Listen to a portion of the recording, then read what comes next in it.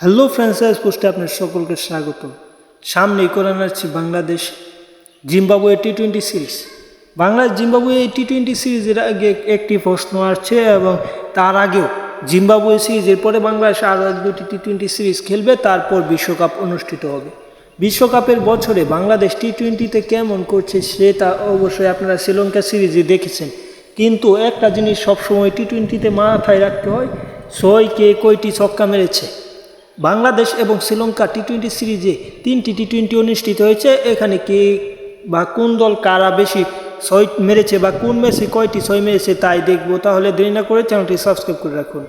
বাংলাদেশ যে প্রথম টি-20 খেলেছিল শ্রীলঙ্কার বিপক্ষে, সেটাতে শ্রীলঙ্কা 207 রানে একটি বড় টার্গেট ছুড়ে দেয় বাংলাদেশকে, যেখানে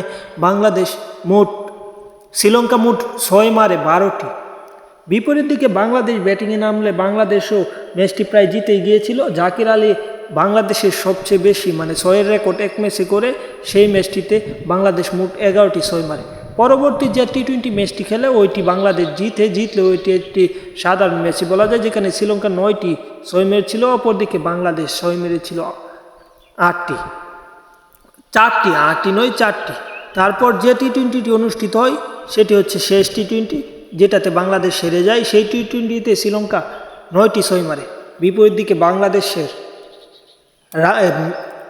তেমন কেউ ভালো করতে পারেনি, বিদায় বাংলাদেশ তেমন বেছে খেলতে পারেনি। সেই ম্যাচটিও বাংলাদেশ হারে এবং রিশাদ একাই 7টি 6 মারে। মোট সেই ম্যাচে বাংলাদেশ 10টি 6 মারে। 3টি ম্যাচ মিলিয়ে শ্রীলঙ্কা 30টি মোট 6 মারে, অপরদিকে বাংলাদেশ 6 মারে 25টি।